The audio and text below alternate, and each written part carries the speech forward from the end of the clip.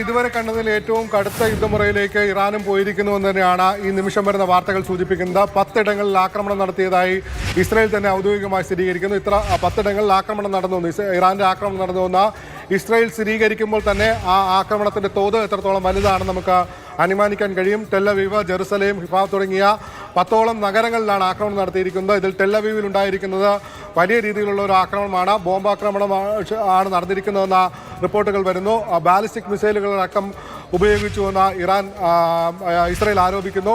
അത്തരത്തിൽ കടുത്ത ആഘാതങ്ങളിലേക്ക്, അപകടങ്ങളിലേക്ക് കാര്യങ്ങൾ പോകുന്നു. 16 പേരെ പരിക്കേറ്റ് ആശുപത്രിയിൽ എത്തിച്ചതായും ഇസ്രായേൽ ഔദ്യോഗികമായി സ്ഥിരീകരിക്കുന്നുണ്ട്. അത്തരത്തിൽ വലിയ രീതിയിലുള്ള ആഘാതം ഈ യുദ്ധത്തിൽ, ഈ ആക്രമണത്തിൻ്റെ തലം മാറുകയാണ് എന്നതിൻ്റെ സൂചനകൾ തന്നെയാണ് പുറത്തു വരുന്നത്.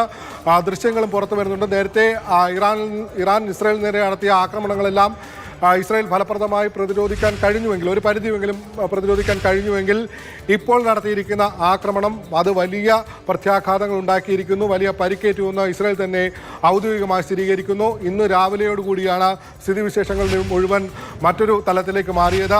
അമേരിക്കയുടെ ആക്രമണമുണ്ടായത് 3 ആണവ കേന്ദ്രങ്ങളാണ്. ഫോർദോ ആണവ നിലയം, നെതാൻസ്, ഇസഫാൻ തുടങ്ങിയ 3 ആണവ കേന്ദ്രങ്ങൾക്ക് ലക്ഷ്യമാക്കിയാണ് അമേരിക്കൻ ആക്രമണം ഉണ്ടായത്. B-2 വിമാനങ്ങൾ പറന്നിറങ്ങിയത്.